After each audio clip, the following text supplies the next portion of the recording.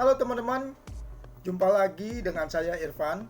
Kali ini kita akan membahas sebuah pertandingan yang benar-benar mengejutkan. Bahkan bisa dibilang sebagai salah satu hasil paling mengejutkan di awal musim Super League Indonesia 2025-2026.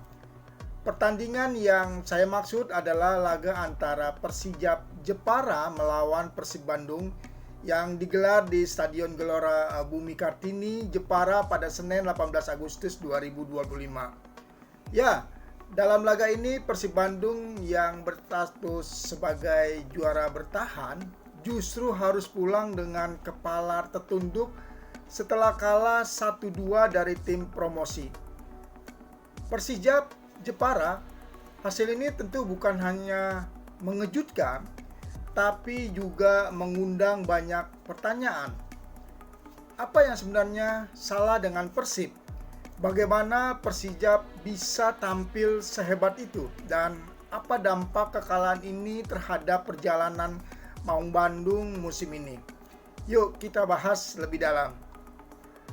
Sejak menit-menit awal, Persib sebenarnya tampil cukup agresif. Mereka sempat mencetak gol lewat William Barros setelah menerima umpan Beckham Putra. Tapi sayangnya gol itu dianulir karena offside. Naas bagi Persib, justru Beckham harus ditandu keluar lapangan karena cedera menjelang akhir babak pertama. Kehilangan pemain kreatif di lini tengah jelas menjadi pukulan berat. Masuk babak kedua, Bojan Hodak langsung melakukan perubahan, memasukkan Sadil Ramdhani, Ramon, dan Hen Hendiana. Tapi justru Persijap yang mampu memanfaatkan kelengahan Persib. Menit ke-68, Carlos Franca, striker asal Brazil yang baru direkrut Persijap musim ini, berhasil mencetak gol setelah menerima umpan terobosan Alexis Gomez. Gol ini menjadi gol keduanya musim ini dan benar-benar jadi bukti betapa tajamnya dia di depan gawang. Persib mencoba membalas dan berhasil menyamakan kedudukan lewat penalti William Barros di menit ke-92. Tapi hanya semenit berselang, petaka datang. Pemain pengganti Persijap Sudi Abdallah dengan tenang mengontrol bola sebelum melepaskan tembakan keras yang tidak mampu dihentikan Teja Paku Alam. Gol itu membuat stadion bergemuruh dan Persijap sukses mengamankan kemenangan bersejarah mereka atas sang juara bertahan. Selain hasil yang mengecewakan, cedera Beckham Putra tentu menjadi kabar buruk bagi Persib. Beckham adalah salah satu pemain muda terbaik yang dimiliki Maung Bandung. Bahkan musim lalu ia berkontribusi besar dalam raihan gelar juara. Dari laporan yang beredar, cedera Beckham terlihat cukup serius dan jika ia harus absen panjang, tentu ini akan mempengaruhi kreativitas lini tengah Persib. Secara statistik, Persib sebenarnya unggul dalam penguasaan bola. Menurut data Indosport dan Bolanas, Persib mencatat 62% ball possession. Tapi sayangnya serangan mereka tidak cukup efektif. Dari 15 percobaan tembakan, hanya 4 yang mengarah ke gawang. Sementara Persijap lebih efisien. 8 tembakan, 5 on target, dan 2 menjadi gol. Efektivitasnya inilah yang membedakan hasil akhir. Kalau kita bicara Persijap, tentu kemenangan ini punya arti yang luar biasa. Bayangkan, ini adalah musim pertama mereka kembali ke kasta tertinggi Liga Indonesia setelah terdegradasi pada tahun 2014. Jadi sudah 11 tahun Persijap tidak mencicipi atmosfer Liga 1. Dan langsung di laga kandang pertama melawan juara bertahan dan mereka bisa menang secara dramatis. Sosok Carlos Franca jelas menjadi perhatian. Striker berusia 27 tahun asal Brazil ini musim lalu bermain di Liga Portugal dan keputusannya hijrah ke Indonesia terbukti tepat.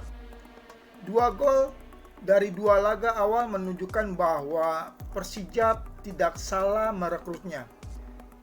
Selain Franka, Alexis Gomez yang jadi kreator gol pertama serta Sudi Abdallah pahlawan kemenangan juga layak mendapat sorotan. Kemenangan ini sekaligus mengingatkan kita pada romantisme sepak bola, bahwa tidak ada jaminan tim besar selalu menang. Bahkan tim promosi pun bisa membuat kejutan jika tampil penuh semangat dan disiplin. Nah, kalau kita balik ke Persib, kekalahan ini bisa menjadi peringatan dini sebagai juara bertahan 2 musim beruntun. Ekspektasi terhadap Persib musim ini sangat tinggi. Tapi hasil melawan Persija membuktikan bahwa konsentrasi di menit-menit akhir masih menjadi kelemahan besar. Pelatih Bojan Hodak harus segera membenahi sektor pertahanan. Gol-gol yang tercipta ke gawang Persib dalam 2 laga terakhir mayoritas datang karena kelemahan bek sayap mereka. Dan mereka harus fokus apalagi jika lawan punya pemain cepat.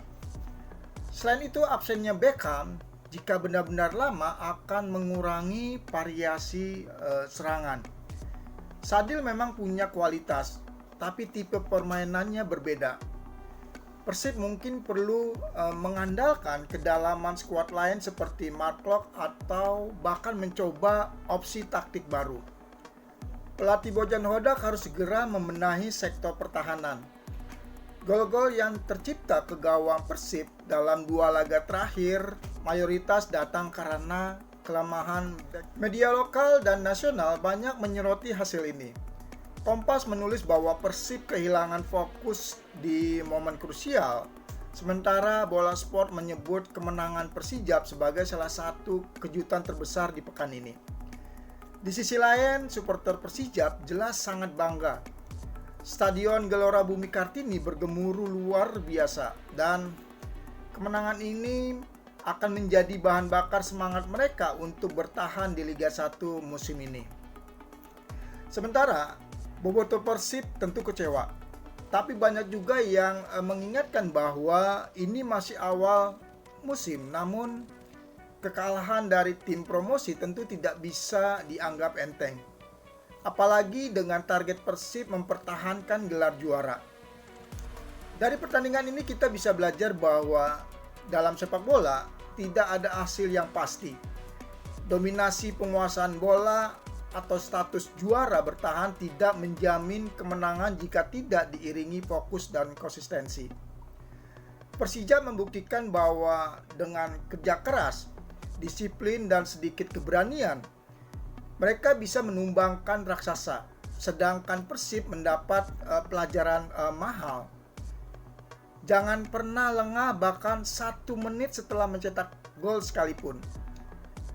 Itulah pembahasan lengkap mengenai kekalahan Persib Bandung atas Persijap Jepara di Super League 2025-2026. Sebuah pertandingan penuh drama, kejutan, sekaligus menjadi pengingat bahwa sepak bola Indonesia masih menyimpan banyak cerita menarik. Bagaimana menurut teman-teman? Apakah kekalahan ini hanya sekedar kejutan sesaat atau pertanda bahwa Persib musim ini tidak akan semudah tahun-tahun sebelumnya? Dan apakah Persija bisa terus memberikan kejutan di Liga 1 setelah kembali dari pengasingan yang panjang? Silakan tulis pendapat teman-teman di kolom komentar. Jangan lupa untuk like, share, dan subscribe agar tidak ketinggalan pembahasan menarik lainnya di channel Irfan. Sampai jumpa di video berikutnya. Salam sepak bola Indonesia.